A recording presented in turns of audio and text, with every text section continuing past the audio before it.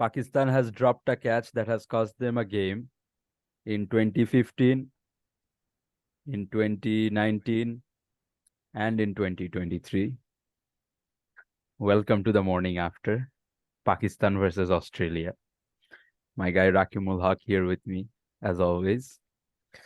So, 2 years in a row, Australia's gotten a chance with David Warner dropped. Warner goes on to score 163, daddy 100. Mitchell Marsh gets a daddy 100. The first thing I want to discuss is not the daddy hundreds, but the guy who padded on for 34 overs comes on and gets a first ball duck, Mr. Glenn Maxwell.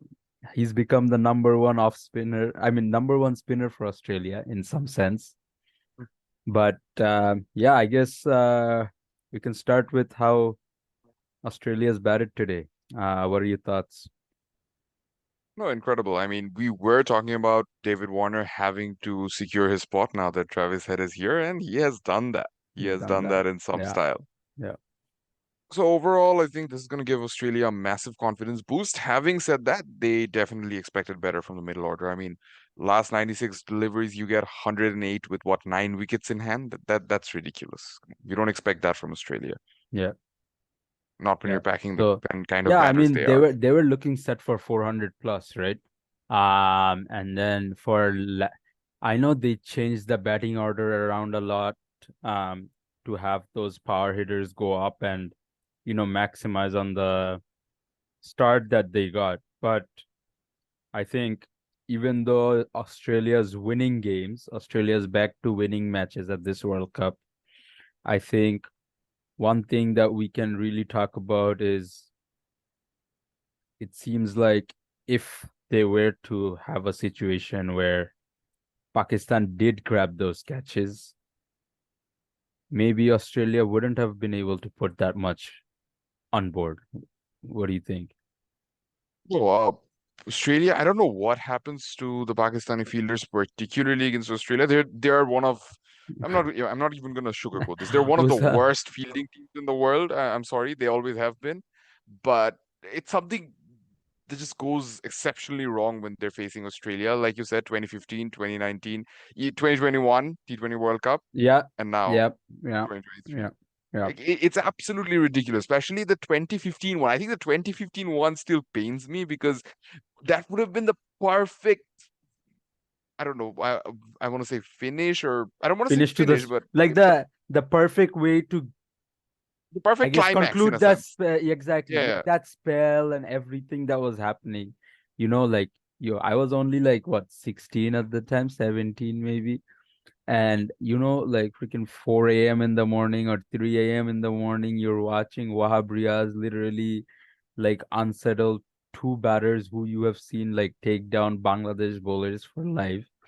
And Shane Watson and Michael Clark, these are guys who grew up in Australia playing pacers like Mitchell Johnson. And they have no idea. I mean, not even Mitchell Johnson. You go to back to Brett Lee and stuff, right? Or McGrath, and they had no answers. And then for Rahat Ali to drop that is just shameful, honestly. I mean, But I know one, it's 8.5 years ago, but I yeah, just want to say he was setting up Shane Watson. Like people set up batters for short balls by bowling full, yeah, or they bowl short and then set them up for the full length delivery. yeah, This guy was setting him up for short balls by bowling by short bowling balls. short balls, yeah. And Incredible. this is one day cricket where you're only allowed one bouncer per Two. over or two bouncers per over. Sorry, you're as a player, I should know that. Freaking stupid as. You're allowed two bouncers per over, but the way he was getting it to jump from a length and all that is just exceptional. The only thing I said is at least Asif Ali and Rahat Ali got their hands to it. Usama Mir didn't even get his hands to it. He was under the ball and it just went straight through. Um, One thing I noticed is at the first drinks break, Babar as captain got the guys together, and it seemed like he had a mini huddle. As soon as they went into drinks, he had like a mini huddle and everything.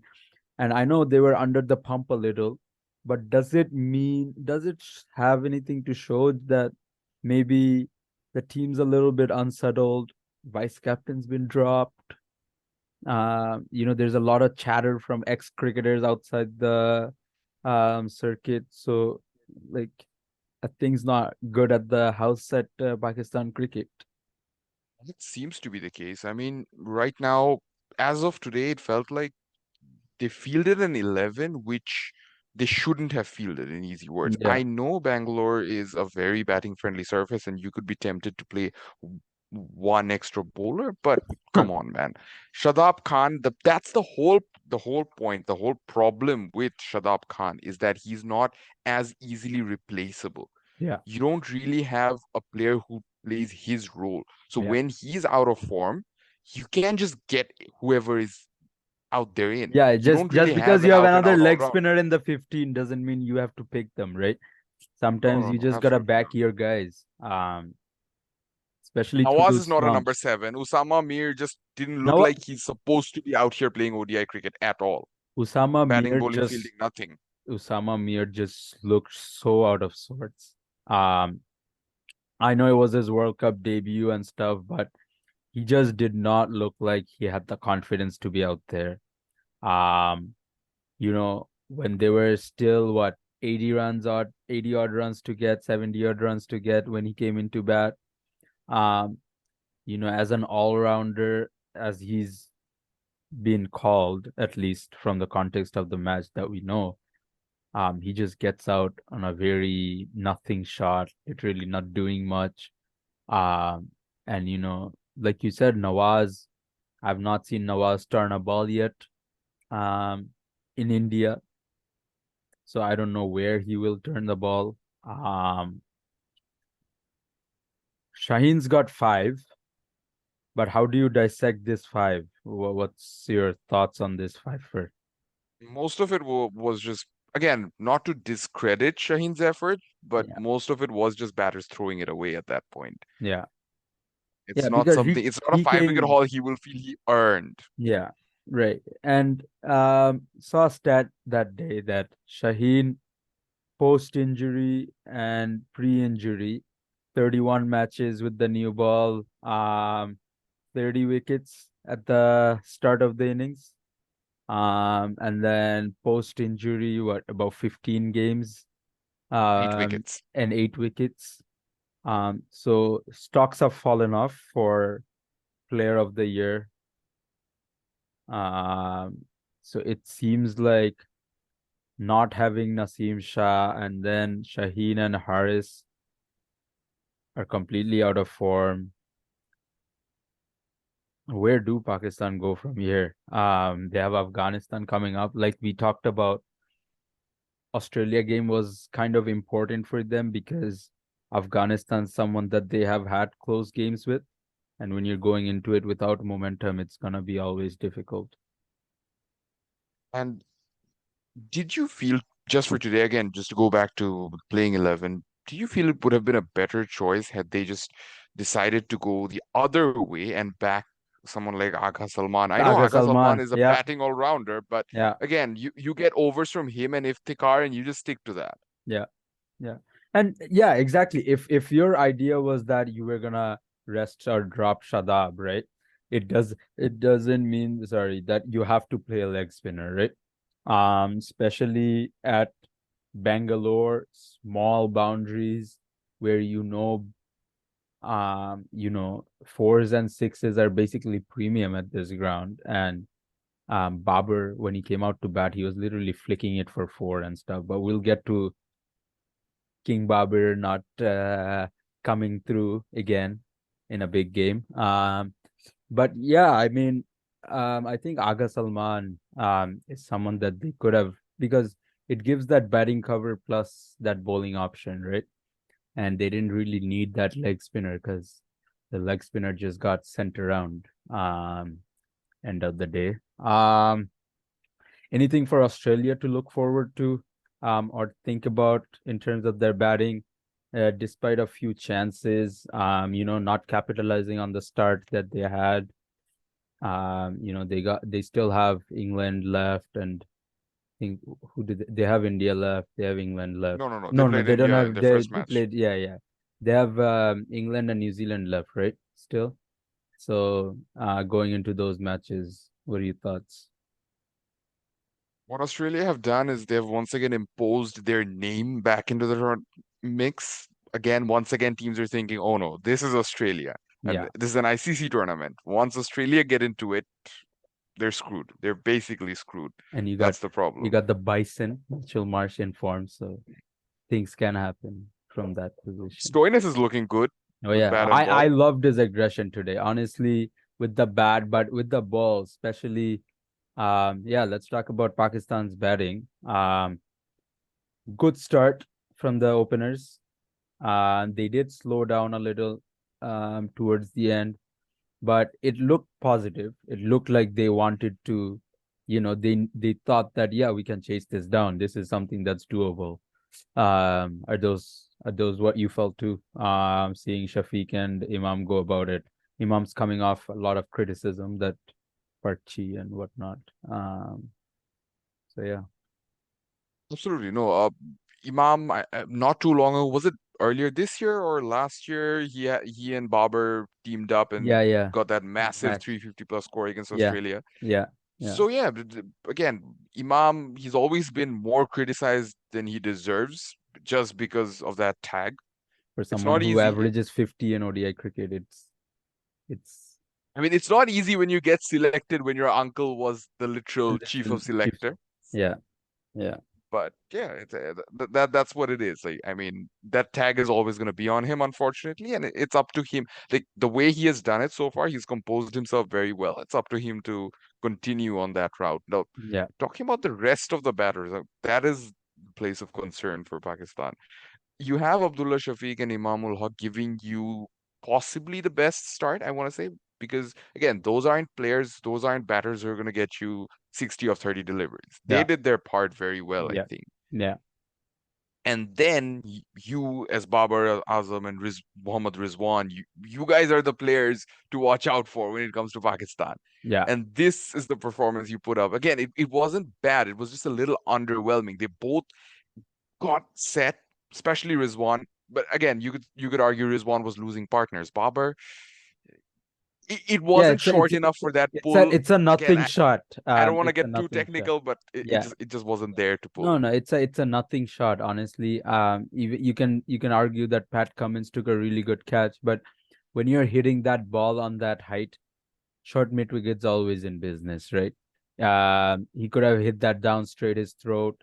He got it a little right to him, but some guy that Cummins has big enough reach to dive and catch that, right? Similar length, similar delivery. Later in the innings, if the car had played with a straight bat instead of a cross bat, right? And he got two out of that from that same delivery. But yeah, Rizwan did seem to be in a shell. He wasn't really, I guess you could say, expressing himself. Uh, Rizwan will never expose himself. Um, and we got Iftikhar Chacha.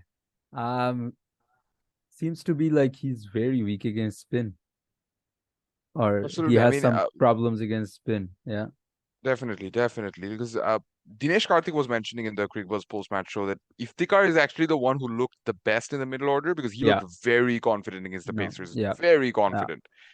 And then just one straight delivery from Adam Zampa. That's it. That's It's all a it took. nothing. It's a nothing delivery. It was just one that skid on, right? And um, I mean, he's on the back foot before the balls even landed. So you can see he like those 3, 4 deliveries he faced from Zampa. You can tell he's unsure whether to go forward, whether to go back, whether he's trying to play straight or with a cross bat. Yeah, it just seemed like he was caught in two minds almost throughout that innings, especially when Zampa came on against him. Um, but besides that, South Shakil again a start, not really converting. These are the things that are hurting Pakistan end of the day. Yeah, I mean, it's hard to be too harsh on South Shakil. He doesn't exactly come into the side with a lot of ODI experience. So in that regard, he's doing his part. As a number five, it's not easy. Number five is a very odd position in ODIs, if I can Yeah, say that. Like yeah, it's not a position where you can just start hitting from ball one. You can't be too defensive either.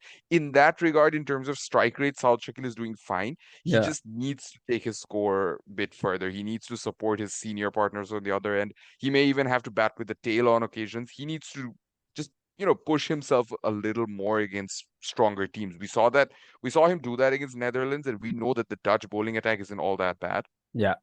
So But he just still, needs to yeah, have that confidence boost against the bigger teams. yeah. And then I just wanted to ask you, Adam Zampa. We were too quick to judge him, weren't we? Yeah, I mean, even on the show, we talked about Zampa being out of form, being not there and thereabouts. Even our boy Fardin Afnan said Zampa and Shadab Khan shouldn't even be playing international cricket, which seems super harsh and illogical. But that's a call out on the show on live.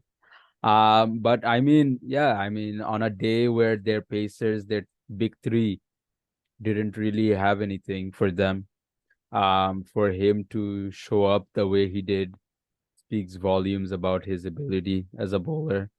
Um, he's gotten wickets with good deliveries. He's trapped the batsman essentially into making a mistake.